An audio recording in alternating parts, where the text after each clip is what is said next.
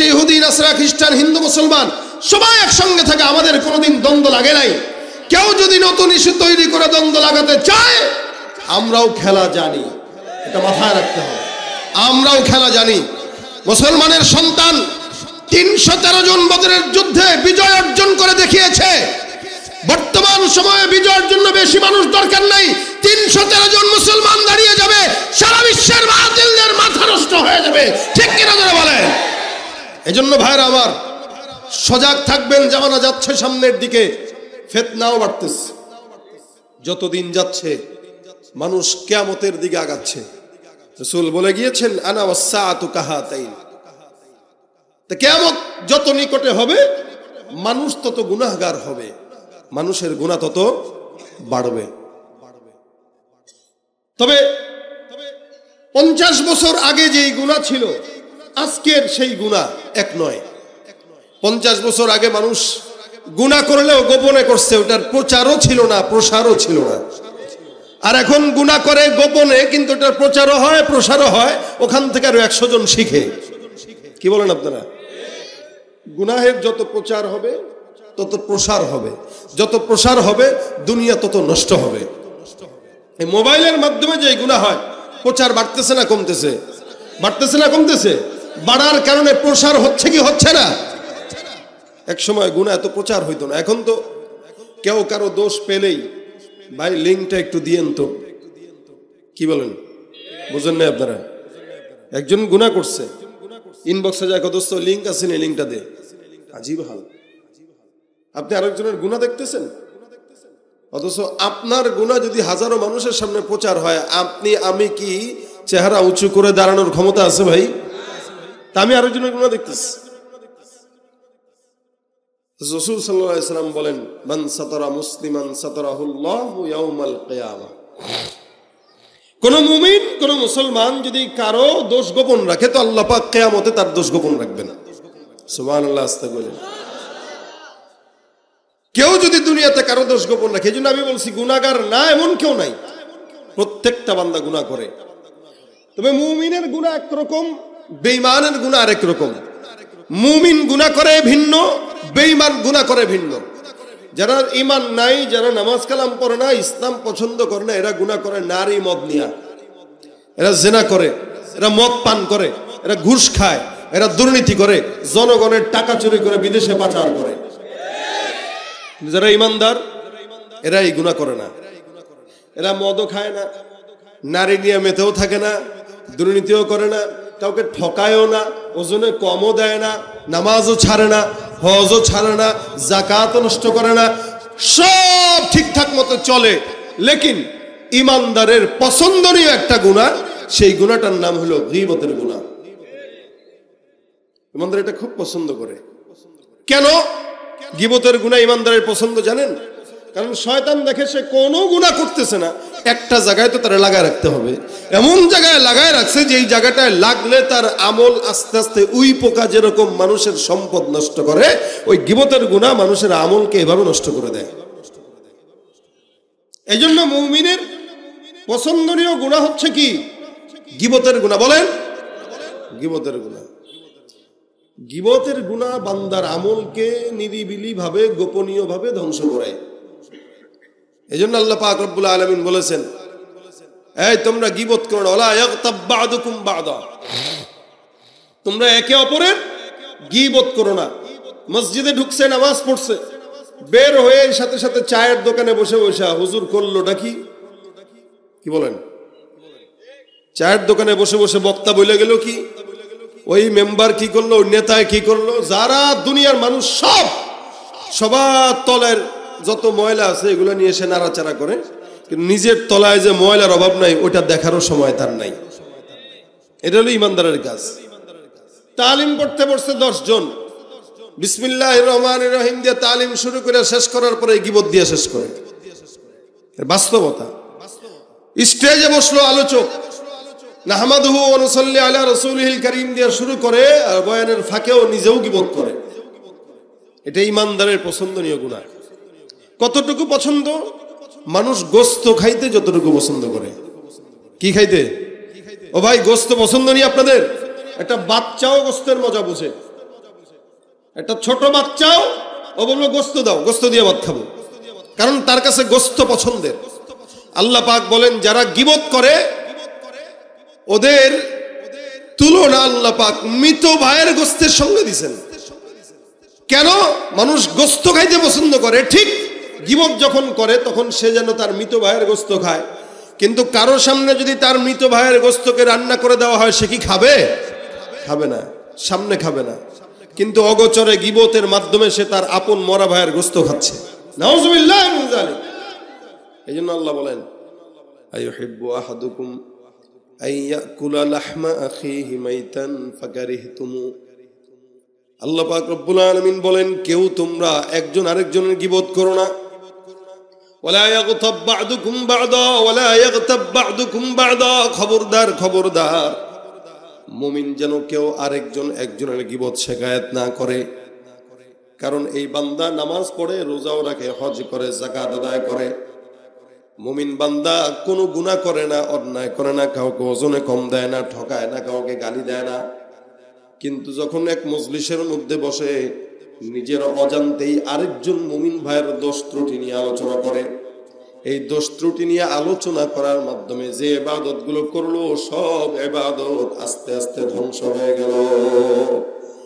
এই কারণে ভাইয়েরা আমার, আল্লাহ পাক রব্বুল আলামিন বলেন খবরদার মুমিন যেন কেউ একজন আরেকজনকে গীবত না করে। মুমিন যেন কেউ একজন আরেকজনকে ছোট চোখে না দেখে। মুমিন যেন কেউ একজন আরেকজনকে কুৎসা না রটায়। মুমিন যেন কেউ একজন আরেকজনকে বাজে বড় মন্তব্য লকব দিয়া না ডাকে। কারণ কি আল্লাহ পাক রব্বুল আলামিন বলে বান্দা তোমরা যখন কথা বলবা ভয় করবা। আইয়ুহিব্বু আহাদুকুম আইয়াকুলা লাহমা আখিহি মাইতা ফাকারিহতুমু। এ বান্দা তোমরা যখন কথা বলো, গীবত যখন করো, তোমাদের কাছে এটা পছন্দ মনে হয়, তোমরা কি নিজের আপন ভাইয়ের মৃত ভাইয়ের গোশত খেতে পছন্দ করো? না না, আল্লাহ পাক বলেন ফাকারিহতুমু, তার মানে তোমরা এটা পছন্দ করো। সুতরাং ওয়াত্তাকুল্লাহ, আমি আল্লাহ বললাম জবান দিয়া যখন কথা বলবা অন্তরের মধ্যে ভয় রাখতে হবে। কার? জবান দিয়া কথা বলবা, অন্তরে থাকবে আল্লাহর ভয়। অন্তরের মধ্যে ভয় নিয়ে কোনো ইমানদার মুমিন যখন কথা বলবে তার কথাটা ভালো কথা হয়। অন্তরের মধ্যে যদি মাওলার ভয় না থাকে, ইমানদার যখন কথা বলবে তখন গীবত শিকায়াত করে। এই কারণে আল্লাহ পাক রব্বুল আলামিন বলে হে মুমিনের দল, তোমরা যখন জবান দিয়া কথা বলবা খবরদার জবানকে এলোমেলো করো না। কথা বলার আগে অন্তরের মধ্যে ভয় রাখো, কার ব্যাপারে বলতেছো, কি বলতেছো, কেন বলতেছো। কারণ কি জবানটা আল্লাহ পাক রব্বুল আলামিন দিয়েছেন একমাত্র আল্লাহর ইবাদতের জন্য। এ মুসলমান, আমাদের জিহ্বাটা দিয়েছেন শুধুমাত্র আল্লাহর ইবাদতের জন্য। এই কারণে আল্লাহ পাক বান্দার জবানটাকে আল্লাহ পাক রব্বুল আলামিন এত পাওয়ারফুল দিয়েছেন। বলেন তো দুনিয়াতে যখন মানুষ অসুস্থ হয়, মাথা ব্যথা করে, অনেক সময় ঠান্ডার কারণে কান ব্যথা করে, অনেক সময় নিজের পেট ব্যথা করে, গলা ব্যথা করে, মাথাও ব্যথা করে, কপালও ব্যথা করে, হাত ব্যথা করে, পাও ব্যথা করে।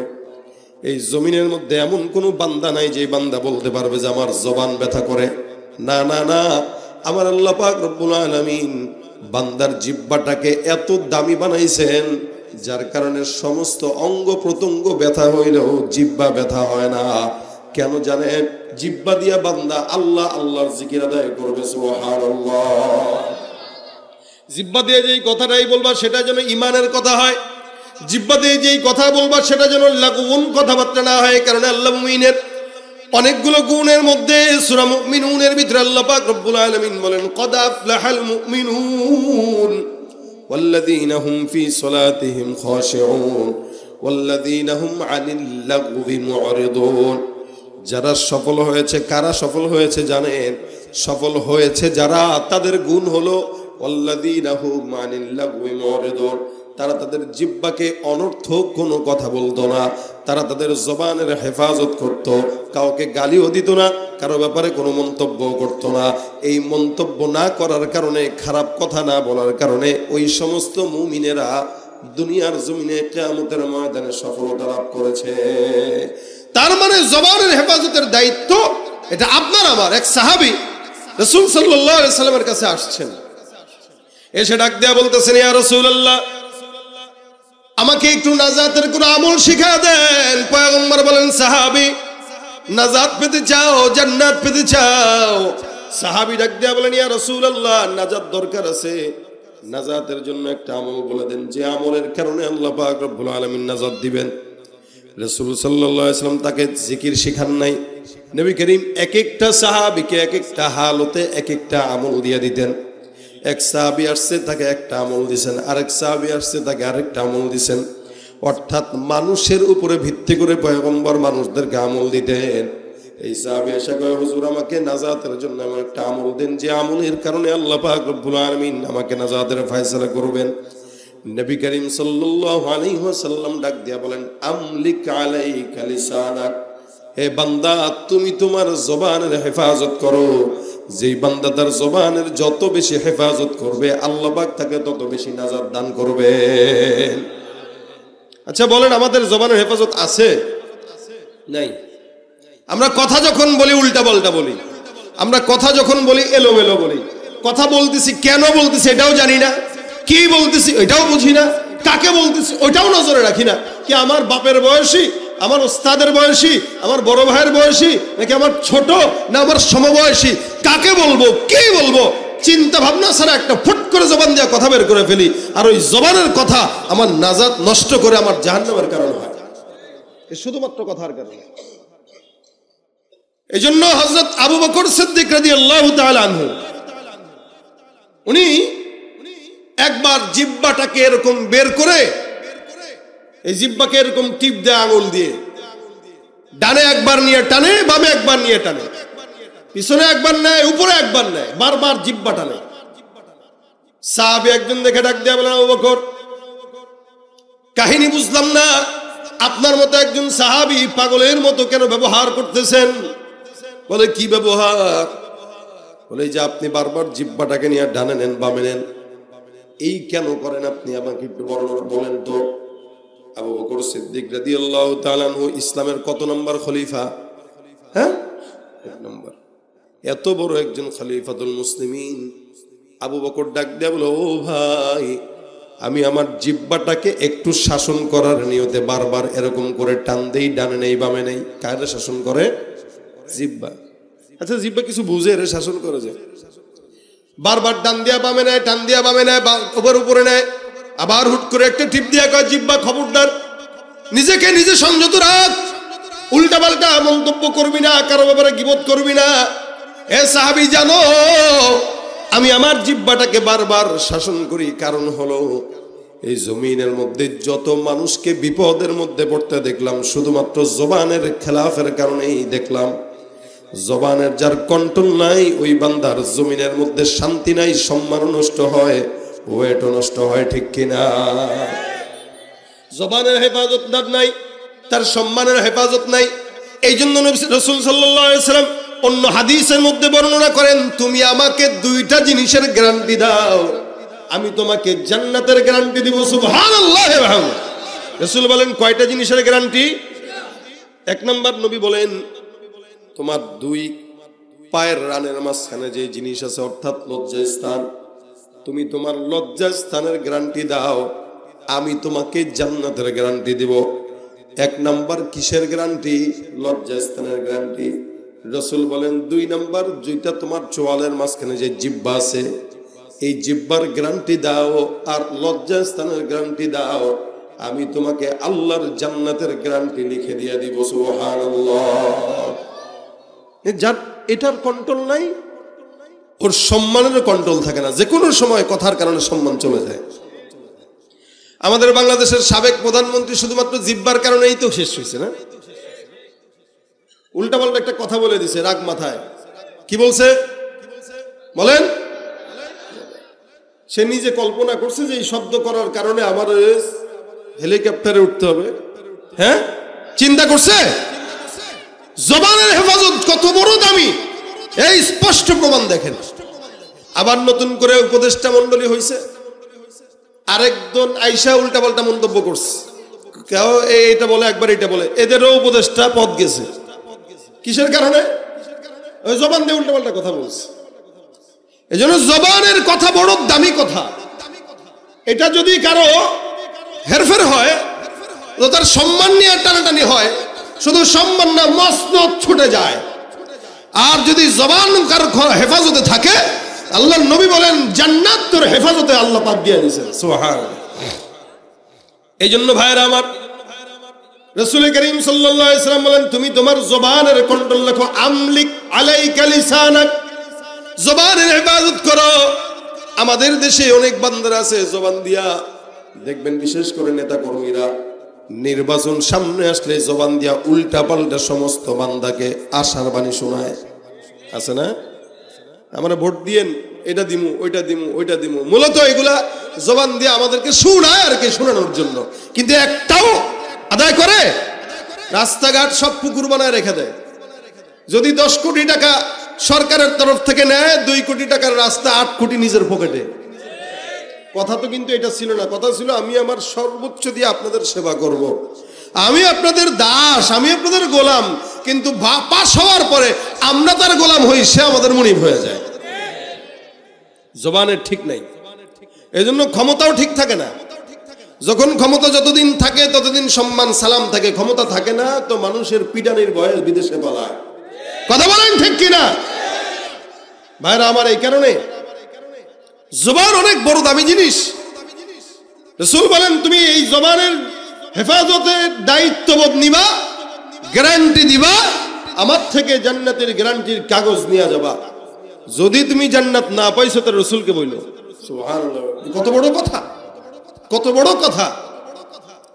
এই কারণে আল্লাহ বলেন আল্লাযীনা হুম আনিল লাগwi মুরিদুন, ইমানদার যারা লাগুন কথাবার্তা থেকে নিজেদেরকে হেফাজত রাখে। আবু বকর সিদ্দিক রাদিয়াল্লাহু তাআলা আনহু বলেন আমি আমার জিহ্বাটাকে হেফাজতের জন্য বারবার শাসন করি, আমার জবান যেন অন্য কোনো উল্টাপাল্টা মন্তব্য না করে। কারণ দুনিয়াতে যত মানুষকে দেখলাম, সব মানুষকে শুধুমাত্র তাদের জবানের কারণেই বেইজ্জতি হতে দেখেছি। তার মানে জবানের হেফাজত যার আছে, ওই বান্দার সম্মানের হেফাজত করেন কে? চায়ের দোকানে বসে নামাজটা পড়ে গীবত করতেছেন, আপনি জানেন না কার গীবত করেন, কেন করেন? নবী করিম সাল্লাল্লাহু আলাইহি ওয়াসাল্লাম হাদিসের মধ্যে বর্ণনা করেন, এই গীবত কি জানো? আবু হুরায়রা থেকে বর্ণিত, আবু হুরায়রা বলেন আতাদরুনা মাল গীবা, রাসূল বলেছেন এই গীবত কি জানো? সাহাবা একরাম ডাক দেয়া বলেন আল্লাহু আ'লাম ওয়া রাসূলুহু। সাহাবা একরামদের এটা একটা আদব ছিল, যত বেশি জানতেন না কেন বলতেন আল্লাহ আল্লাহর রাসূল ভালো জানেন। কারণ রাসূল যেটা জানে নিজের থেকে নয়, কার থেকে? আল্লাহর থেকে। নবী করিম সাল্লাল্লাহু আলাইহি ওয়াসাল্লাম ডাক দেয়া বলেন আতাদরুনা মাল গীবা, এই তোমরা গীবত কারে কয় জানো না? কি বলে না? আল্লাহ আল্লাহ রাসূল ভালো জানেন। রাসূল বলেন যিকরুকা আখাকা বিমা ইয়াকরাহু, এ বান্দা তুমি এমন কোন মজলিসের মধ্যে এমন কোন ভাইয়ের আচরণ করতেছো, যেই লোকটার অগোচরে আচরণ করছো ওইটা যদি লোকটা জানে তাহলে কষ্ট পায়। এরকম বান্দার অনুপস্থিতি বান্দার গুণ অথবা দোষ নিয়ে বর্ণনা করার নাম হলো গীবত। এ ভাইরা আমার, সাহাবা একরাম ডাক দিয়া বলেন হুজুর এটা ইনকানা ফিহি, যদি এটা তার মধ্যে থাকে, অর্থাৎ আপনি যেই অন্যায়টা আরেকজনের ব্যাপারে গীবত করতেছেন, যদি ওই অন্যায়টা তার মধ্যে থাকে, রাসূল ডাক দেয়া বলেন ইনকানা ফিহি, যদি তার মধ্যে ওইটা থাকে তাহলেই তো তুমি গীবত করলে, ওটার নাম তো গীবত। আর যদি ওই দোষটা ওই বান্দার মধ্যে না থাকে, ওটা গীবত নয়, ওটা হলো অপবাদ। গীবত এটা জিনার চাইতেও খারাপ, গীবত এটা জিনার চাইতেও মারাত্মক। আল্লাহ পাক রব্বুল আলামিনের হাবিব বলেন গীবত জিনার চেয়েও খারাপ। কেন? বান্দা যখন জিনা করে নফসান গুনাহ করে, অন্তরের গুনাহ হয়, নিজের গুনাহ হয়। আর গীবত যখন করে, যার গীবত করলো তার সম্মান নষ্ট করার হক নষ্ট হয়। নবী করিম সাল্লাল্লাহু আলাইহি ওয়াসাল্লাম হাদিস শরীফের মধ্যে গল্প শোনায় বলেন সাহাবা আজমাইন, এক বান্দা জান্নাতে চলে যায়, জান্নাতের রাস্তা ঢুকবে, দৌড় দিয়ে ঢুকে, পিছন থেকে একজন না এসে বলে ভাই তুমি জান্নাতে যাও, বাধা নাই, তবে তোমার কাছে আমার পাওনা আছে। বলে কিসের পাওনা? বলে 10টা নাকি পাই। বলে কেমনে পাও? দুনিয়াতে আমার নিয়ে গীবত করে এলাকার মধ্যে আমার সম্মান নষ্ট করছো, হক নষ্ট করছো, আজকে ওই সম্মান নষ্ট করার কারণে 10টা নেকি তুমি আমাকে দিলে তোমার মাফ করবো। আমি 10 নেকির কারণে জান্নাতে যেতে পারতেছি না, সুতরাং তুমি আমাকে 10টা নেকি দিবা, তারপরে মাফ করব, তুমি জান্নাতে যাবা, আমিও জান্নাতে যাব। নবী করিম সাল্লাল্লাহু আলাইহি ওয়াসাল্লাম বলেন ওই বান্দাটা জান্নাতের গেট বরাবর গিয়েও দাঁড়ায় গেল, আল্লাহ এই বান্দাটা আমার কাছে নেকি চায়, মালিক তুমি যে আমাকে জান্নাতের গ্যারান্টি দিয়ে দেখো। আল্লাহ পাক রব্বুল আলামিন বলে, হে বান্দা, তোমাকে আমি জান্নাতের জন্য গ্যারান্টি দিয়ে দিলাম, জান্নাতে ঢুকবা, বাধা নাই, তুমি জান্নাতে চলে যাও, কোনো আমার তরফ থেকে নিষেধ নাই। তবে যেই লোকটা তোমার কাছ থেকে নেকি নেওয়ার জন্য আসছে, হিসাবটা তার হিসাব তার সঙ্গেই করো, দুইজনের মাঝখানে আমি আল্লাহর কোনো কাজ নাই। সুবহানাল্লাহ। দেখেন কত বড় বিষয় এটা, আল্লাহ পাক তো মাফ করেই দিয়েছে। এজন্য হক হলো দুইটা। হক কয়টা ভাই? একটা হুকুকুল্লাহ আর একটা হুকুকুল ইবাদ। হুকুকুল্লাহ হলো আল্লাহর হক। আপনি গুনাহ করছেন, নামাজ পড়েন নাই, রোজা রাখেন নাই, এটা আল্লাহর সাথে বুঝবেন। আল্লাহ চাইলেই মাফ করে, ওয়াগফিরু মা দুনা যালিকা লিমান ইয়াশা। আল্লাহ বলেন, আল্লাহ পাক যাকে চায় তাকে কি করেন? বলেন, ক্ষমা করেন। হ্যাঁ, নামাজ পড়েন নাই, রোজা রাখেন নাই, জিকির করেন নাই, এটা আপনার গুনাহ হয়েছে, আল্লাহ পাক ক্ষমা করে দিতেও পারে। কিন্তু হুকুকুল ইবাদ, যেটা বান্দার হক নষ্ট হয়, এমন কোন কাজ যখন আপনি করবেন, আল্লাহ কইবে বান্দা আমার হক আমি মাফ করে দিছি, বাকি বান্দারটা তুমি বান্দার সঙ্গে বুঝো। বান্দা যতক্ষণ ক্ষমা না করবে, আমি আল্লাহও ক্ষমা করব।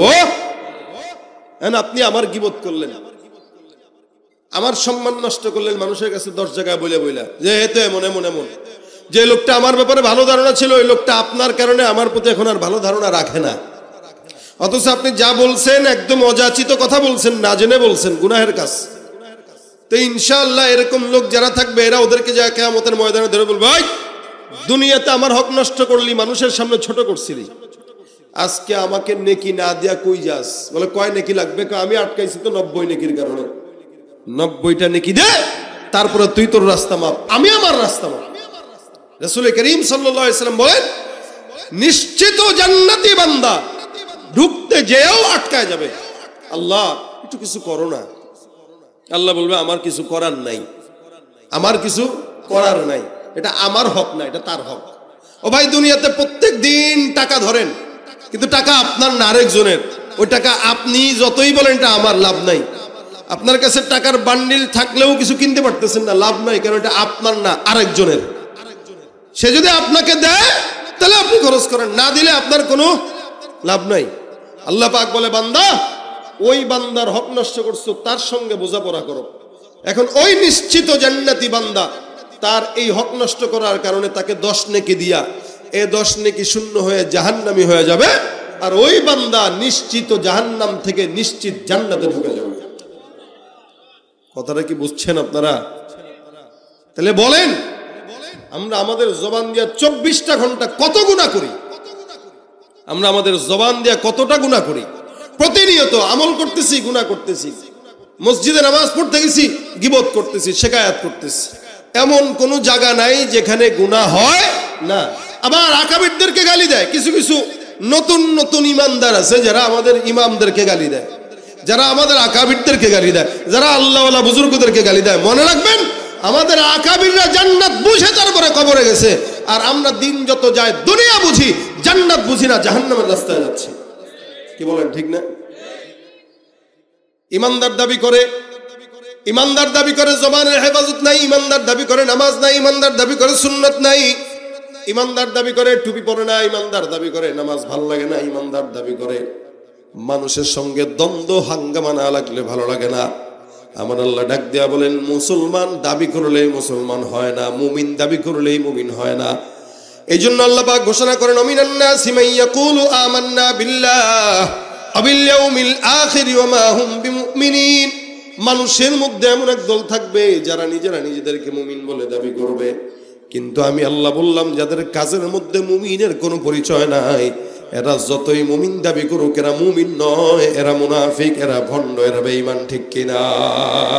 তুমি নিজে নবীর উম্মত দাবি করো, সুন্নাহ মানো না, নবীর অপমানে তোমার হৃদয় কাঁদে না।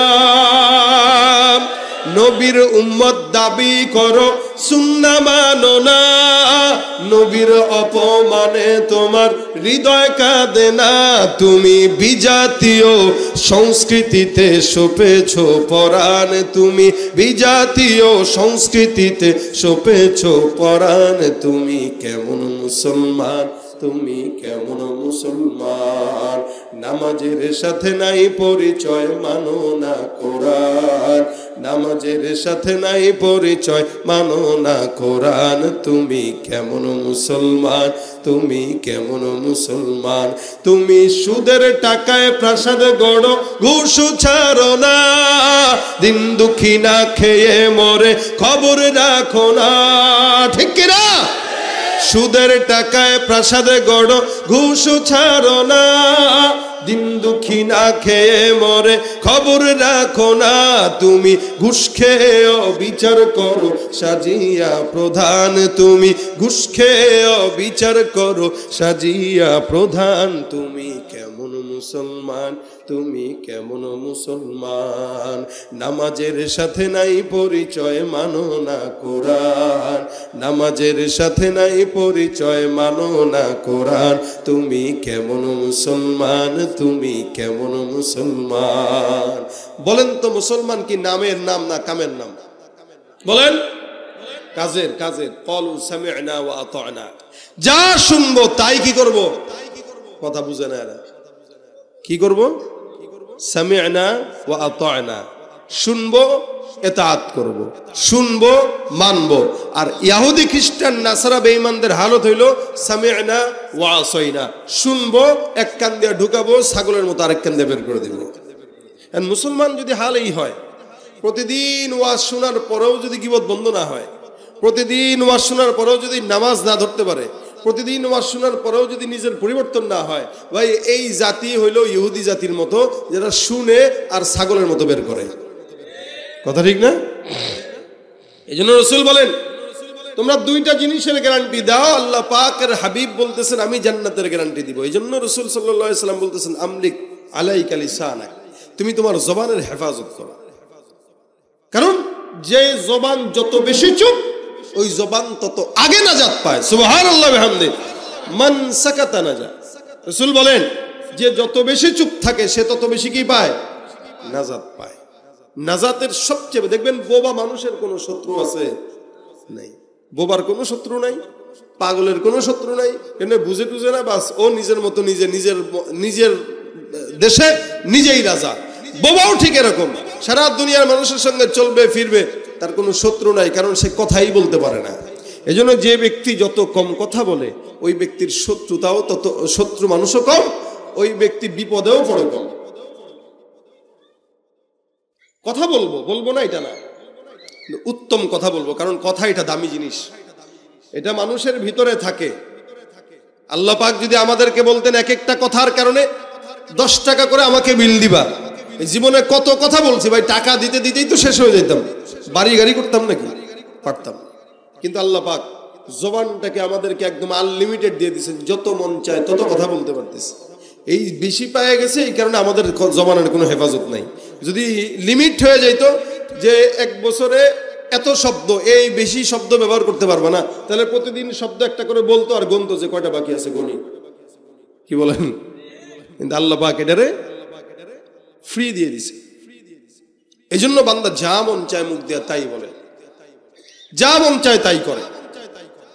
রাসূল সাল্লাল্লাহু আলাইহি ওয়াসাল্লামের জামানায় 2 জন মহিলা রোজাদার, তো রোজাদার ব্যক্তি 2 জন হুট করে পিপাসার কারণে বসে রয়েছে, মরার মতো হালত হয়ে গেছে। সাহাবী একদিন যায়, ইয়া রাসূলুল্লাহ, 2 জন মহিলা রোজাদার অবস্থায় এমন হাল, পানির পিপাসা লাগলো। রাসূল করিম সাল্লাল্লাহু আলাইহি ওয়াসাল্লাম বলেন, যাদের পানির পিপাসা লাগছে মনে হয় এরা গোশত খেয়েছে, যার কারণে পানির পিপাসা লেগেছে। সাহাবী কয়, হুজুর গোশত খাইলো কেমনে? রোজাদার মানুষ। নবী বলেন, গোশত না খাইলে তো পানির পিপাসা লাগার কথা না। দেখবেন কাচ্চি যত বেশি খান পানি লাগে কি লাগে না? কাচ্চি গোশত আছে, এমনিও যদি গরুর গোশত খান পিপাসা লাগে, এগুলো মানুষের পানির পিপাসা বাড়ায়। সাহাবী বলতেছেন, হুজুর এই 2টা মহিলার হাল এরকম এরকম। রাসূল বলেন, এটা নিশ্চিত গোশত খাইছে, যার কারণে আমি বললাম তো তোমরা শুনে নাও। সাহাবী কয়, চল রাসূলের কাছে চল। 2 জন মহিলাকে নবীর কাছে নিয়ে গেলেন। রাসূল সাল্লাল্লাহু আলাইহি ওয়াসাল্লাম ডাক দিয়া বলেন, তোমরা নিশ্চিত নিজেরা গোশত খেয়েছো? সাহাবী মহিলা ডাক দিয়া কয়, হুজুর না না, গোশত খাই নাই। হুজুর এমনি এমনি পানির পিপাসা রাসূল লাগছে। রাসূল বলেন না না, এমনি এমনি পানির পিপাসা লাগার কথা না। এ ভাইরা আমার, সাহাবী দুইজনকে রাসূল সাল্লাল্লাহু আলাইহি ওয়াসাল্লাম ডাক দিয়ে বলেন, শুনো, বিশ্বাস যদি না হয় দুইটা পাত্র নিয়ে এসে তাদের সামনে দাও, পাত্রর মধ্যে তাদেরকে বলো বমি করার জন্য। দেখবা তাদের পেট থেকে গোস্ত মাংস পচা দুর্গন্ধওয়ালা বের হয়। আল্লাহ নবী সাল্লাল্লাহু আলাইহি সাল্লাম যখন আদেশ করলেন, আল্লাহ নবী সাল্লাল্লাহু আলাইহি সাল্লামের কথা অনুযায়ী মহিলা দুইজন গলার মধ্যে আঙুল দিয়ে বমি করার ট্রাই করলো। তাকায় দেখে যখন বমি বের হলো, বমির মধ্য থেকে পেটের ভিতর থেকে মরা পচা মাংস বের হইতেছে।